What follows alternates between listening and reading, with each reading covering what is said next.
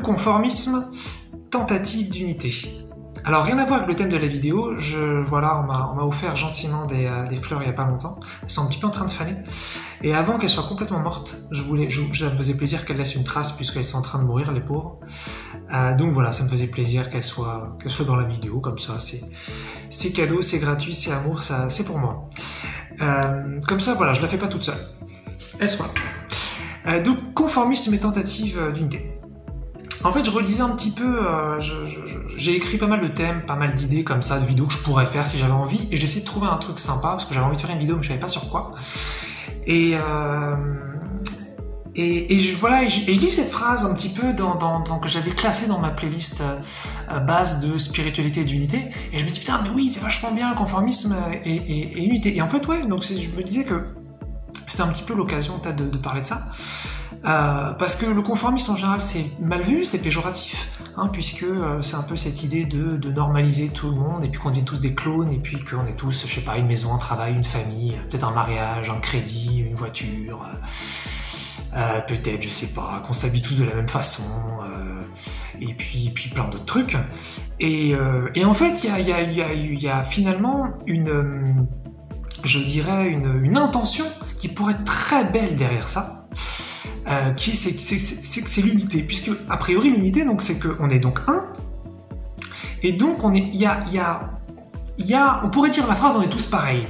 Faut faire vachement gaffe avec cette phrase là, mais ça me fait marrer qu'elle soit juste à côté, je trouve ça super rigolo, mais c'est bien, je trouve ça super sympa. Bref, petite parenthèse sympathique. Et donc oui, voilà, c'est ça en fait, c'est que je pense qu'effectivement il y a vraiment derrière cette idée de conformisme, il y a une intention a priori très très positive,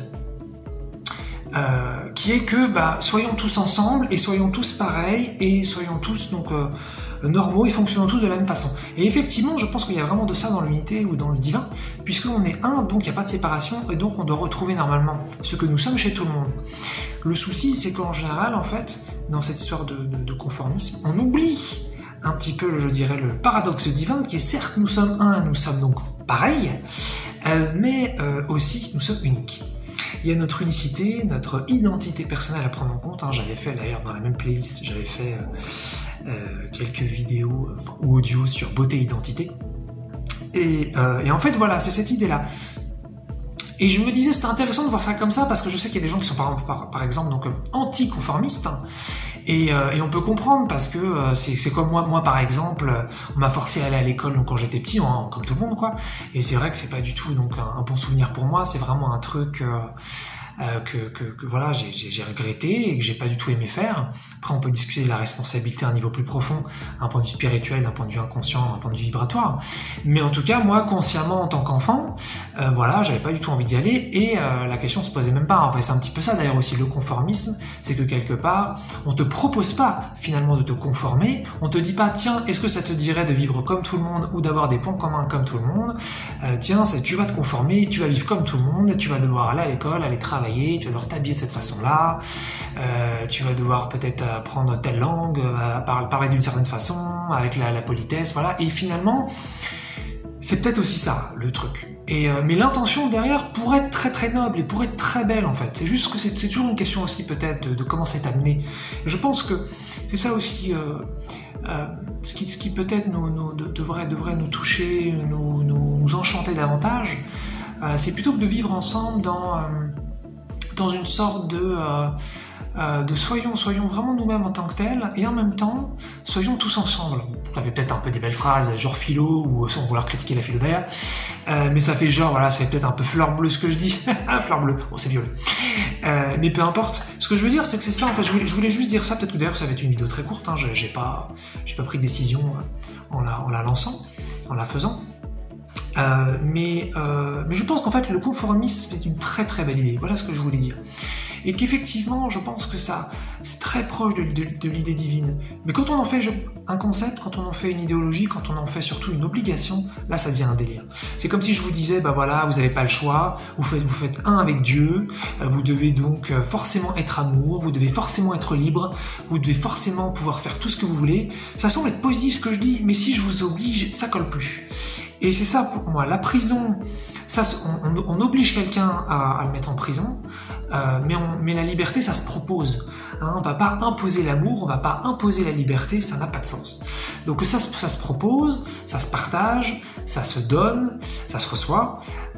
Mais je ne vais pas vous persuader d'être libre, je ne vais pas vous convaincre d'être libre, je ne vais pas vous convaincre de devenir amour, c'est un non-sens, c'est un paradoxe, ça ne veut rien dire. En tout cas pour moi. Donc c'est ça peut-être aussi le souci finalement du conformisme, c'est que si je vous dis non mais c'est trop bien qu'on soit tous pareils, c'est trop bien qu'on ait les mêmes mœurs, c'est trop bien qu'on ait les mêmes codes sociaux, ouais, allez faisons tous comme ça, bah ouais mais non, il faut qu'on ait la possibilité de choisir pour nous-mêmes. Mais voilà, je voulais juste dire ça, je voulais juste dire que ça permet d'avoir un regard peut-être un petit peu différent là-dessus. Je trouve l'idée qu'on se ressemble tous vachement belle, mais ça doit être un choix. Ça doit pas être finalement quelque chose d'imposé. Et puis quand même de toute façon on choisirait tous de se ressembler, il faudrait aussi qu'on puisse tous avoir la possibilité de s'exprimer pleinement nous-mêmes. Parce que c'est ça en fait aussi le souci, c'est que dans ce conformisme, on perd notre identité, on perd finalement donc notre unicité, on perd notre spécificité, on perd notre particularité, on perd notre capacité, nos capacités respectives, et on se perd quoi. Et donc après ça n'a plus de sens. Voilà. Et donc c'est pour ça qu'on peut devenir aussi anticonformiste. Et c'est dommage. Donc l'unité, telle que moi je la conçois en tout cas, c'est censé être magnifique en fait de se ressembler. C'est censé être super beau d'être un avec le tout.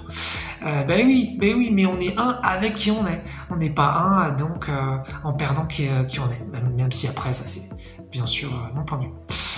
Voilà, un petit truc là-dessus, plaisir, et puis comme ça que j'ai pas fait seul, avec ces plantes qui seront bientôt plus là, mais qui étaient là, qui resteront dans cette vidéo.